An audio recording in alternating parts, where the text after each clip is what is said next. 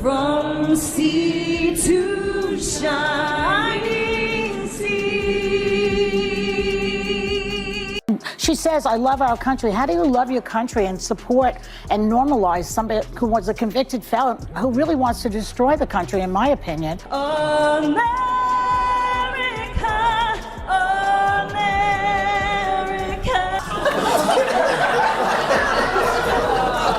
That thing needs a laugh track.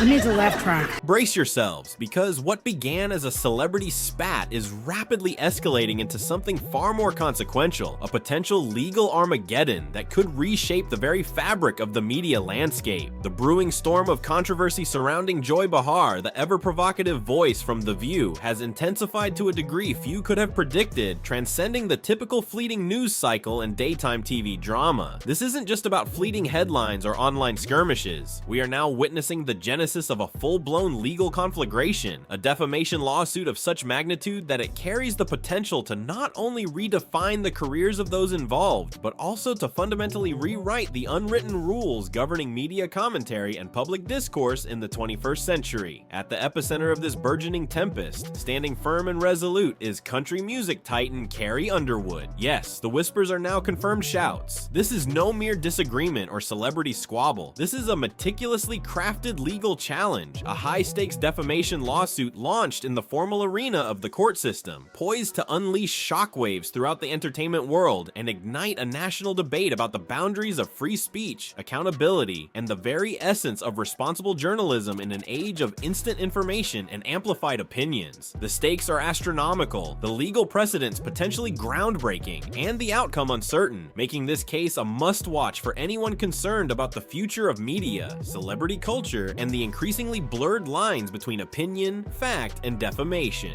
Wouldn't do it, even though I You can't would not sing? No, I would not. I would not normalize him. And she says, I love our country. How do you love your country and support and normalize somebody who was a convicted felon who really wants to destroy the country, in my opinion? Perhaps it's Sonny who mastered the art of making idiots look smart. Now, The View could ask a mirror who's the dumbest one of all, but there's no way that glass doesn't shatter. So instead, let's check out this clip from Monday's episode of The View when the ladies put their science caps on and discuss the solar eclipse. The narrative, in its seemingly innocuous beginnings, traces back to a song, a timeless anthem, America the Beautiful, intended as a unifying balm. Yet paradoxically, it became the very catalyst that shattered the illusion of national unity and ignited a firestorm of ideological division. Carrie Underwood, an artist who has meticulously cultivated an image of wholesome Americana, celebrated for her breathtaking vocal prowess and deeply relatable, down-to-earth authenticity, accepted what many would perceive as a career-defining honor, the invitation to lend her voice to the inauguration ceremony of Donald Trump. Her selection of America the Beautiful was not arbitrary. It was a deliberate and arguably strategic choice, designed to evoke sentiments of shared national pride and collective identity, a conscious effort to bridge the chasm of political polarization through the universally resonant language of music, especially during a period characterized by unprecedented partisan rancor and societal fragmentation. In her publicly released statement, Underwood articulated her intentions with crystalline clarity, stating, "I love our country and I'm honored to have been asked to sing at the inauguration and to be a small part of this historic event. I am humbled to answer the call at a time when we must all come together in the spirit of unity." This was, on the surface, a quintessential act of patriotic expression, a seemingly uncontroversial gesture of national solidarity. However, the deeply entrenched and fiercely polarized political climate of the era, coupled with the intensely divisive figure of Donald Trump himself, transformed this ostensibly unifying performance into a lightning rod for controversy, exposing the raw nerves of a nation grappling with profound ideological fissures and challenging the very notion of a shared American identity in the 21st century. The seemingly simple I act would of not be singing the a person to patriotic say song don't do it, because I became, in believe in free retrospect, the speech and opening everything about salvo it. in a much I larger personally and would more not do it. complex No one's cultural asked me, battle. but that's another story. Sonny Hosted, you better watch what you say about somebody else, because your husband gonna be down there with Big Tony. Your husband, these people, the audacity. Her husband is being accused of something that's far more egregious than what they claim did.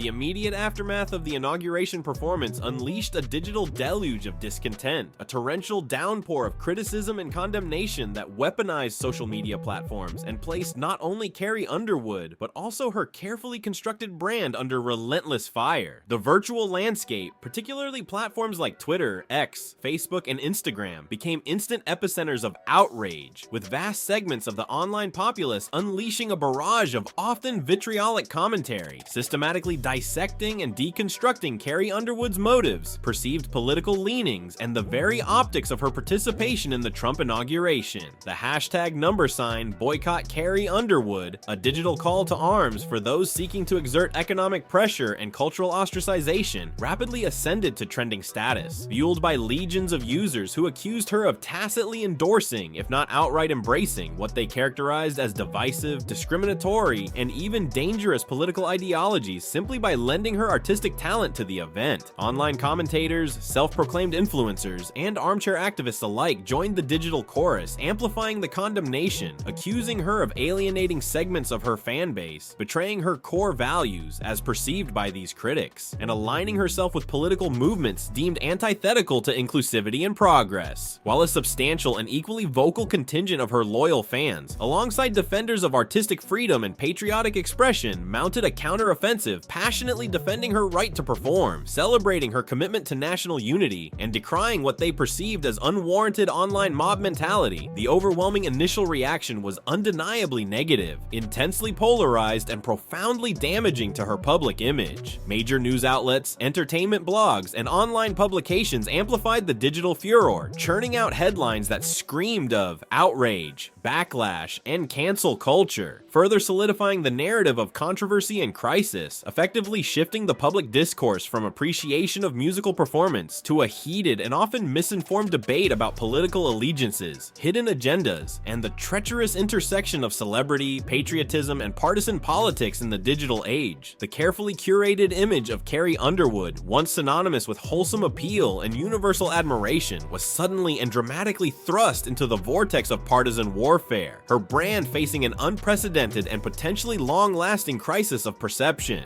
As you may heard, I filed a few lawsuits and I'm in the court now because they accuse me of doing stuff that I never did in my life, and they wrote lies, and I will not allow that. I will fight till the end because I don't want that they damage my reputation and my name. As the digital storm raged unabated, the controversy took a decidedly more pointed and overtly aggressive turn when Joy Behar, the veteran co-host of The View, a daytime television institution renowned for its unfiltered opinions and often contentious debates, opted to weigh in, not with measured critique, but with what many observers characterized as a deeply personal and relentlessly pointed onslaught, effectively weaponizing the very concept of patriotism against Carrie Underwood. Behar, a figure whose career has been built upon provocative pronouncements and a willingness to tackle politically charged topics head-on, did not merely offer a nuanced analysis of the performance's implications. Instead, she unleashed a verbal barrage that went far beyond questioning artistic merit or political appropriateness, venturing into the perilous territory of directly attacking Carrie Underwood's fundamental character, and most explosively, her very claim to patriotism. During a segment of The View broadcast to millions of viewers, Behar, with characteristic unflinching delivery, launched a verbal assault that eschewed subtlety and embraced direct confrontation. She excoriated Underwood for what she unequivocally labeled as normalizing a convicted felon, an unmistakable and deliberately inflammatory reference to Donald Trump, and in a rhetorical move that ignited the current legal firestorm, explicitly and publicly impugned Carrie Underwood's avowed love for her country, suggesting it was either profoundly hypocritical, demonstrably insincere, or at best, tragically compromised by her decision to perform at the inauguration of a figure Behar clearly and vehemently opposed. Behar's now infamous pronouncement, "She says, I love our country. How do you love your country and support and normalize somebody who was a convicted felon who really wants to destroy the country, in my opinion?" was not merely a dissenting opinion or a harsh critique. It was a direct, televised accusation of moral and patriotic patriotic inconsistency, a public evisceration of Carrie Underwood's character designed to inflict maximum reputational damage and to galvanize a specific segment of The View's audience against the country music star. In essence, Behar's commentary transcended the boundaries of typical media criticism, venturing into the realm of personal attack and effectively weaponizing the emotionally charged concept of patriotism as a tool to delegitimize and condemn a fellow public figure, setting the stage for the high-stakes legal showdown that would I have soon to say, follow. Karen Dupiche, our wonderful, one of our wonderful makeup artists, when the earthquake was happening, she put her coat on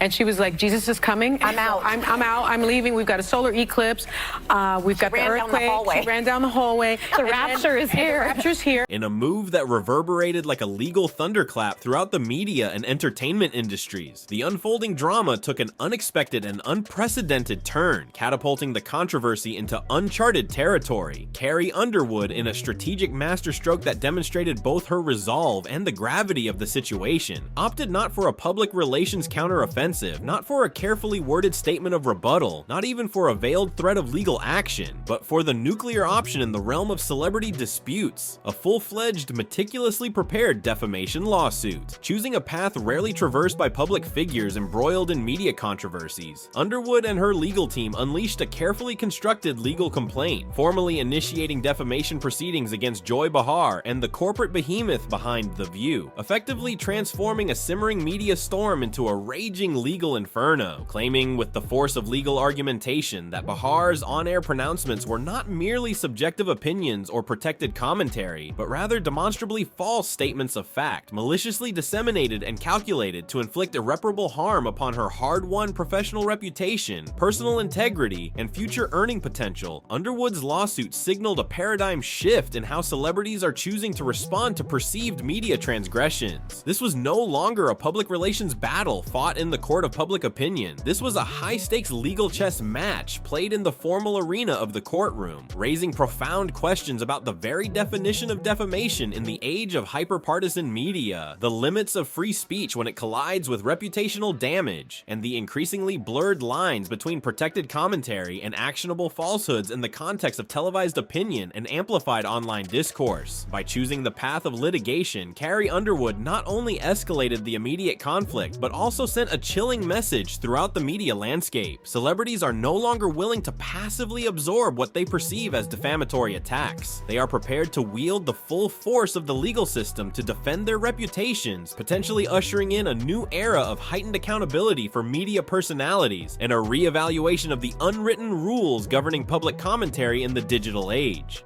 Who hates Christmas? Melania Trump hates Christmas. She destroyed the rose garden. She doesn't want to decorate for Christmas. She doesn't want anything to do with him. She doesn't want to sleep in the same room with him. She can't tolerate him. I think she hates him.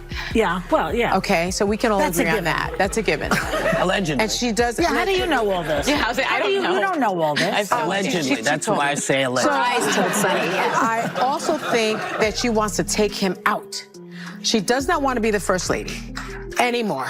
The immediate fallout from the seismic announcement of the defamation lawsuit triggered an industry earthquake, sending shockwaves of unease, speculation, and outright fear throughout the media and entertainment complexes, particularly within the hallowed halls of daytime television and the corporate boardrooms of broadcast networks. Social media platforms already ablaze with debate reignited with renewed fervor, but with a discernible shift in the prevailing sentiment. While pockets of staunch Behar defenders remained, a significant and rapidly growing segment of online discourse coalesced around Carrie Underwood, expressing not only support but also a sense of vindication, with trending hashtags like #JusticeForCarrie and #StandWithCarrie morphing from expressions of solidarity into rallying cries for accountability and consequences for perceived media overreach. Legal analysts, media ethicists, and First Amendment scholars weighed in with increasing frequency and gravity, dissecting the legal merits of the case, debating the fine lines between opinion and defamation, and dissecting the potential ramifications for the future of media commentary and celebrity-media relations. Behind the polished veneer of network television, reports began to surface, painting a picture of internal turmoil and executive anxiety at ABC, the network that provides the platform for The View. Rumors, initially whispers, grew into louder pronouncements, suggesting that network executives were far from pleased with the escalating legal crisis, deeply concerned about the potential for protracted and costly litigation, the looming specter of reputational damage to the long-running daytime franchise, and the potential chilling effect on advertiser relationships and overall viewership. Whispers within industry circles hinted at internal debates, strategic contingency planning, and even the previously unthinkable, a serious reevaluation of Joy Behar's role on the show, her long-standing position as a ratings draw and a source of provocative commentary now potentially overshadowed by the looming specter of legal liability and brand damage. The question hanging heavy in the air, pondered in hushed tones in network offices and whispered at industry gatherings, became increasingly stark. Could this lawsuit, this unprecedented legal broadside, ultimately prove to be the catalyst for not just personal career fallout, but for a fundamental reshaping of The View itself, potentially jeopardizing its future viability and forcing a critical reevaluation of its very brand identity in an increasingly litigious and hypersensitive media environment? The future of daytime television's most opinionated program, and perhaps the careers of those at its helm, suddenly hung precariously in the balance.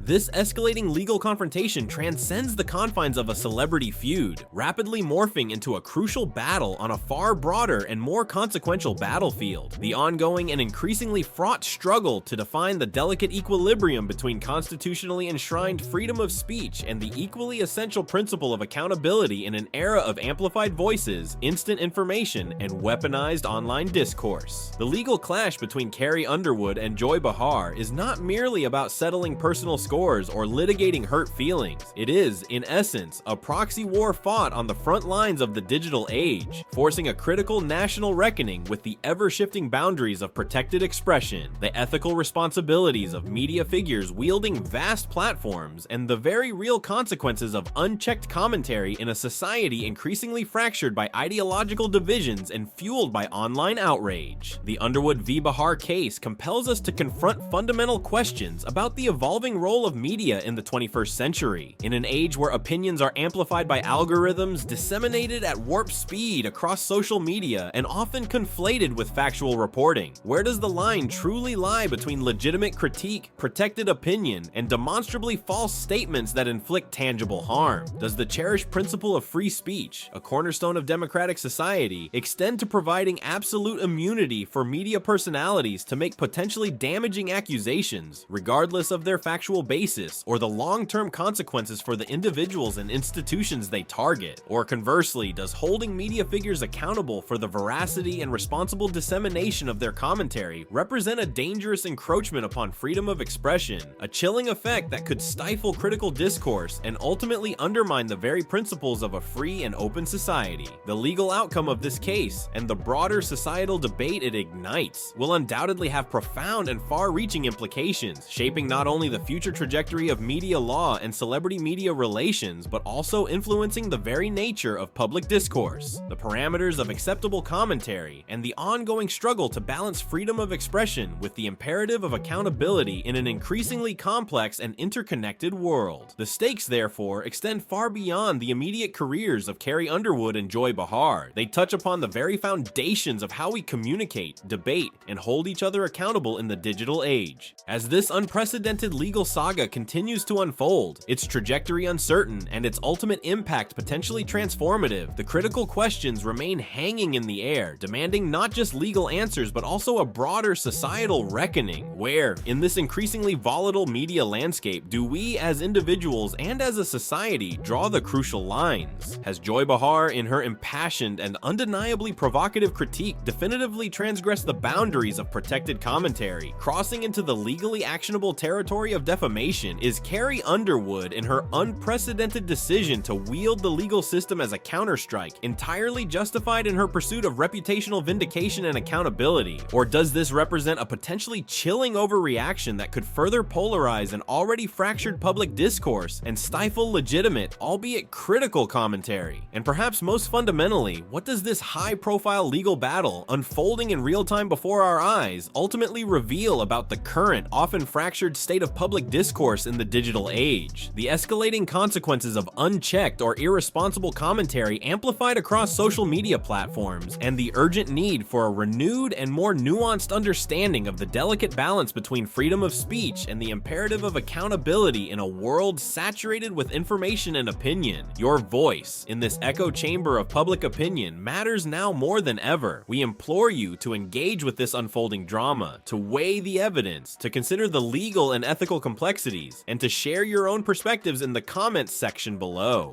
We are deeply invested in fostering a thoughtful and nuanced discussion, eager to hear your analysis, your insights, and your predictions as this landmark case progresses through the legal system and continues to dominate headlines. And as we navigate this unfolding saga together, please remember to show your support for in-depth independent analysis by giving this video a like if you found it informative, and crucially by subscribing to our channel for consistent up-to-the-minute updates on this rapidly developing story, as well as other breaking news and critical analyses that seek to illuminate the complexities of our ever-evolving media landscape. Thank you for dedicating your time and attention to this crucial conversation. We will be diligently monitoring every twist and turn in this case, and we eagerly anticipate catching you in our next video with further developments as they emerge from the courtroom and continue to reshape the media narrative.